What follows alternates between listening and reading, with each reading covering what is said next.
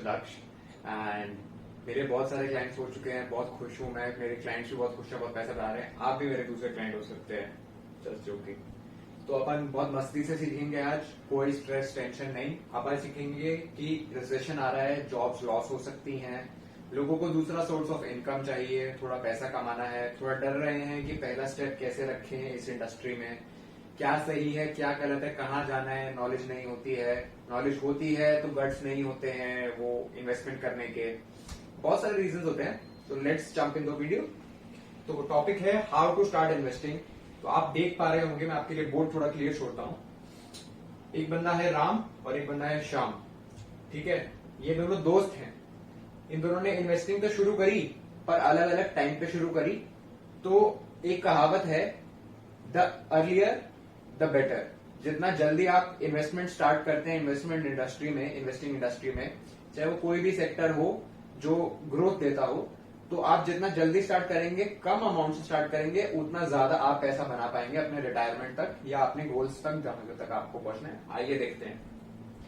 दोनों की एज 25 साल है अभी, दोनों की जॉब लगी है अच्छी खासी, ठीक है। और ये राम जो है वो इन्वेस्टिंग स्टार्ट करते हैं 25 साल की एज पे, जब इनकी जॉब लग जाती है। ये स्मार्ट इन्वेस्टर। और श्याम एज शुरू करते हैं start investing at 35 years of age. ये 10 साल के बाद शुरू करते हैं। थोड़े मस्त मौला किस्म के आदमी है, जो होना भी चाहिए, बट आज की डेट में अपने को एक अदर सोर्स ऑफ इनकम होना चाहिए, राइट। अब देखिए मैंने एग्जांपल कैसे लिया है। जो राम की जो मंथली इन्वेस्टमेंट जाती है, हर महीने जो वो इन्वेस्टमेंट करते हैं, वो है केवल 2500 रुपए। जबकि श्याम ने सोचा कि यार मैं लेट हो चुका हूं, तो मुझे इन्वेस्टमेंट थोड़ी ज्यादा करनी चाहिए ताकि मैं राम के बराबर पैसा कमा सकूं। तो इन्होंने 3500 रुपए करी, तो 1000 रुपए ज्यादा करी इन्होंने राम से। अब देखते हैं कि इनके रिटायरमेंट एज दोनों की 60 साल है। इन्होंने 25 पे शुरू करी, तो इनके पास होंगे लगभग आई थिंक 35 ईयर्स, और इनके पास होंगे 25 ईयर्स, 10 ईयर्स का डिफरेंस, राइट। तो 35 ईयर्स और 25 ईयर्स। अब देखते हैं कि ये 10 साल कितना फर्क देते हैं आपकी इन्वेस्टमेंट में। तो मैंने ये बहुत छोटा एग्जांपल लिया, 2500 रुपए 3500 रुपए का। अगर यही आप ऐसा है कि 10,000 20,000 की करते हैं, तो आपकी इन्वेस्टमेंट में करोड़ों का डिफरेंस आता है, अगर आप 5 साल जल्दी शुरू करें तो कॉर्पस एट 60। कॉर्पस होता है कि मतलब कितनी वेल्थ टोटल जनरेट हुई हर साल इन्वेस्ट करने के बाद, और वो कंपाउंड होता रहा। रिटर्न हम हाइपोथेटिकल ले रहे हैं, इतना म्यूचुअल फंड इंडस्ट्री भी दे देती है, 15% पर एनम। मैं कोई म्यूचुअल फंड इंडस्ट्री को यहाँ प्रमोट नहीं कर रहा हूँ, जस्ट एग्जांपल। रिटर्न हम देख रहे हैं हर साल 15%, कंपाउंड होता है। कंपाउंड और सिंपल इंटरेस्ट का वाला चीज है। तो इनका 35 ईयर्स में, ये 2500 रुपए हर महीने डालते थे, इनका 35 ईयर्स में हो गया 3,32,938 रुपए, ऑलमोस्ट 3,33,000 रुपए। 3,33,000 सिर्फ 2500 रुपए इन्वेस्ट करके, कुछ 35 साल के लिए। श्याम ने जबकि 3500 रुपए इन्वेस्ट किए थे, 1,000 रुपए ज्यादा। तो हुआ क्या, इनकी इन्वेस्टमेंट कितनी हुई, 1,15,216। आप देख रहे हैं डिफरेंस, आप खुद देखिए। ये 10 साल का जो डिफरेंस था, जो श्याम ने लेट किया, इसीलिए श्याम सैड है। तो डिफरेंस है ये 2,17,721 रुपए का, जो कि ऑलमोस्ट डबल से भी ज्यादा है। तो राम ने कम पैसा लगाया लेकिन ज्यादा टाइम के लिए लगाया, श्याम ने पैसा ज्यादा लगाया लेकिन कम टाइम के लिए लगाया। तो कोशिश अपने को ये करनी है कि जल्दी शुरू करना है, बेशक हम 500 रुपए से शुरू करें, 1000 रुपए से शुरू करें। बाकी आपकी जितनी इनकम होती है उसके हिसाब से हम एडवाइस करते हैं। हमारा अपना खुद एक क्लाइंट एडवाइजरी फर्म है, ऑल वेदर एडवाइजर्स करके, तो उसमें हम अपने क्लाइंट्स को एडवाइस करते हैं। तो डिफरेंस आपके सामने है गाइस। यही आप अगर 10,000 15,000 20,000 की एसआईपी लेते हैं, एसआईपी मतलब सिस्टमैटिक इन्वेस्टमेंट प्लान, मतलब सिस्टमैटिक मतलब हर महीने जाएगा या हर 3 महीने में जाएगा, एक बार डिडक्ट होगा आपके अकाउंट से और वो जाके म्यूचुअल फंड में जाएगा। म्यूचुअल फंड फिर उसको आगे इन्वेस्ट करते हैं, जिससे आपको ये 15% रिटर्न आता है। तो ये 15% कभी 25 होता है, तो एवरेज 15 आता है। तो ये करोड़ों का डिफरेंस हो सकता था, यही 1 करोड़ और 3 करोड़ का डिफरेंस हो सकता था। तो अगर आपको 3 करोड़ चाहिए और आप शाम होते, तो आप नहीं अचीव कर पाते। लेकिन अगर आप राम हैं, आप स्मार्ट इन्वेस्टर हैं, आपकी एज 25 से 30 के बीच में है और आप शुरू करना चाहते हैं इन्वेस्टमेंट, तो एक लमसम इन्वेस्टमेंट डालें और उसके बाद एसआईपी शुरू करें। तो आपके पास 3 करोड़ होते हैं, आप एक अच्छी गाड़ी ले सकते थे, एक घर ले सकते थे किसी छोटी जगह पे, या छोटा घर, एक फ्लैट ले सकते थे, अपने बच्चों के एजुकेशन के लिए सेव कर सकते थे, बीमारी हारी के लिए सेव कर सकते थे। तो ये है, द अर्लियर द बेटर। हम आपके साथ हैं, आप आइए, हम आपको बिल्कुल अच्छी तरह एडवाइस करेंगे। लास्ट में मैं अपना नंबर भी मेंशन कर दूंगा, अपनी ईमेल आईडी वगैरह सब कुछ इस वीडियो के लिंक में दे दूंगा, ताकि आप मुझे कांटेक्ट कर पाए और मैं आपको गाइड करूंगा। By the way, I am MBA finance और मेरे पास डिफरेंट सर्टिफिकेशंस हैं, सो डोंट वरी, एडवाइस वो बहुत अच्छी होगी। बाकी अब आते हैं 6 पॉइंट पे, इसको बहुत शॉर्ट में समझाऊंगा जो इसके एग्जाम्पल के बेसिस पे होते हैं। तो पहला होता है रिस्क मैनेजमेंट, कि रिस्क को कैसे मैनेज करें। अब आप कहेंगे कि यार शेयर से पैसे लगाए तो शेयर से पैसा डूब भी सकता है, गोल्ड में लगाया तो हो सकता है गोल्ड कुछ साल तक ऊपर ना जाए, बिटकॉइन में पैसे लगाया तो हो सकता है 50% गिर जाए या 0 हो जाए, कमोडिटीज में लगाया तो हो सकता है गिर जाए। तो अपन हर इंडस्ट्री में सेट परसेंटेज के हिसाब से, जो हम मैक्रो फैक्टर्स कहते हैं, हम चार जगह पैसा डालते हैं। तो कहते हैं never put all your eggs in one basket, कभी भी सारे अंडे एक बास्केट में मत रखिए, क्योंकि अगर वो बास्केट गिरी तो आपके सारे अंडे खत्म। तो 4 बास्केट में रखिए, तो एक बास्केट गिरी तो आपके पास 3 बास्केट बचेंगी, तो आपका लॉस नहीं होगा। तो इसीलिए हम इस पे भी एडवाइस करते हैं कि डाइवर्सिफाई कैसे करें, डाइवर्सिफिकेशन कैसे करें।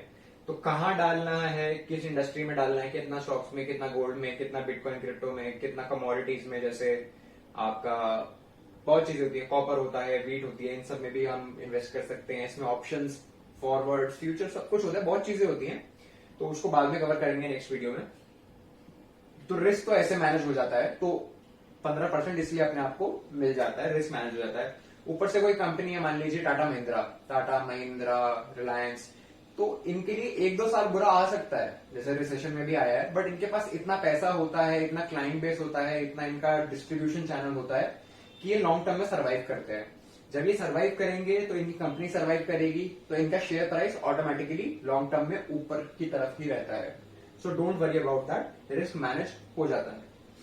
अब रिसेशन की बात करें, जॉब्स निकल रही हैं, जॉब्स सबको पता है कि जॉब्स फायर हो रही हैं, एक्सपेंसेस बढ़ सकते हैं, कि किसी को बीमारी हरी हो जाए, भगवान ना करे किसी को कोरोना वायरस हो जाए, या किसी को हेल्थ केयर प्रॉब्लम्स हो जाए, किसी का बेबी हो उसके एक्सपेंसेस हैं, स्कूल फीस है, किसी ने रेंट पे फ्लैट ले रखा है तो वो रेंट है, फिर बाकी इलेक्ट्रिसिटी एक्सपेंसेस है, वगैरह वगैरह डिफरेंट चीजें होती हैं। तो ये रिसेशन आपके लिए पॉजिटिव भी हो सकता है, नेगेटिव भी हो सकता है। पॉजिटिव इसलिए कि आप अपने काम पे ध्यान दें, पैसा कमाएं अच्छे से, एक अच्छा सा फाइनेंशियल एडवाइजर हायर करें जो आपको मैनेज करने में हेल्प करेगा, ठीक है। वो आपको पूरा प्लान बना के देगा, जैसे कि हम करते हैं, तो आप हमें भी कांटेक्ट कर सकते हैं।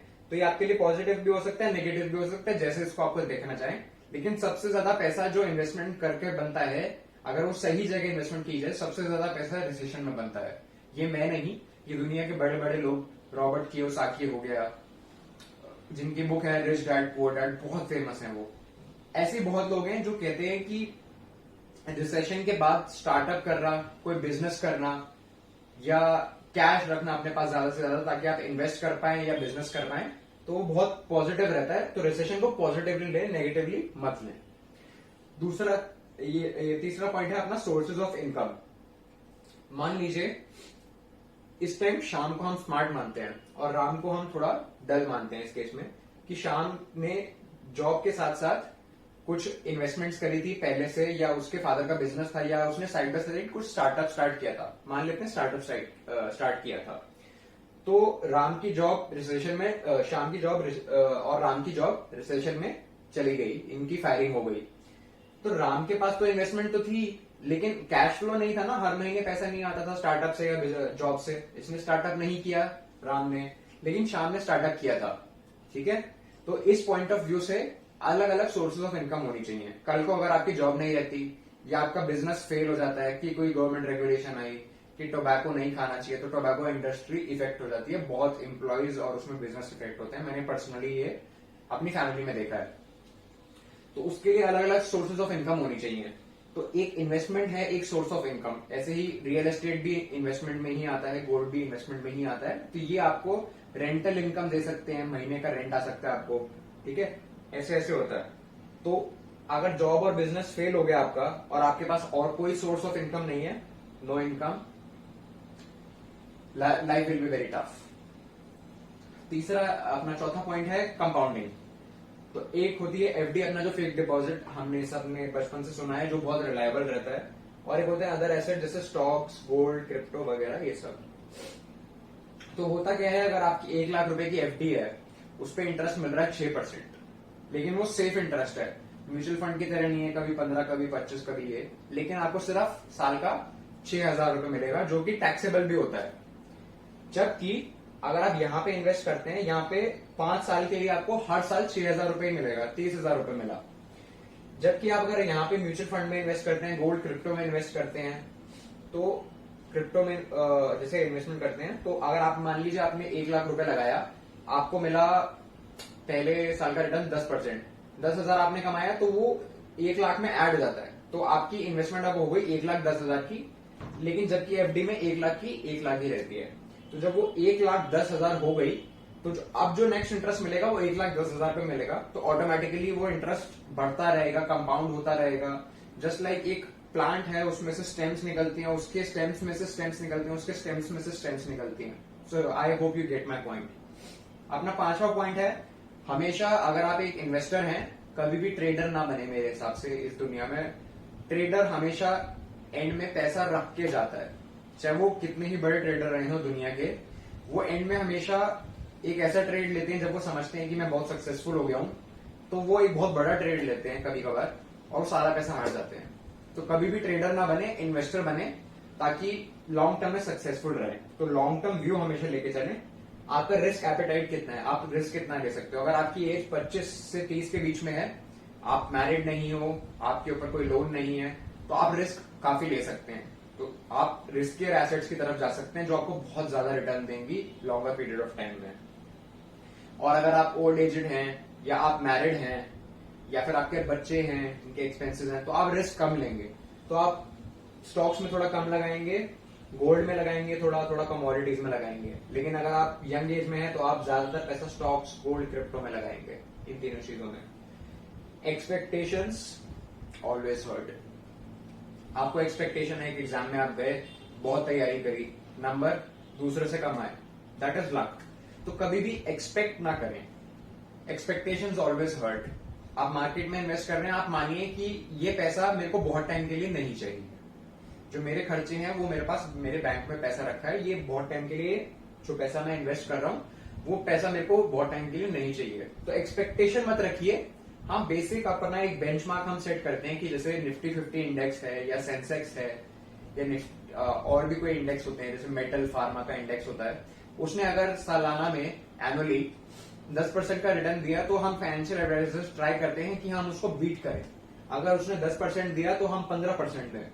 इतना हम ये एक्सपेक्टेशन हम रख सकते हैं, पर ये एक्सपेक्टेशन नहीं रख सकते पैसा डबल हो जाएगा, उसकी वजह से मत आइए। पैसा डबल, ट्रिपल, 10 गुना, 100 गुना भी होता है इस इंडस्ट्री में। एक्सपेक्टेशंस, ओवर एक्सपेक्टेशंस मत रखिए। और कभी भी क्या नहीं करना चाहिए इस इंडस्ट्री में, नेवर, कभी भी ओवर इन्वेस्ट ना करें।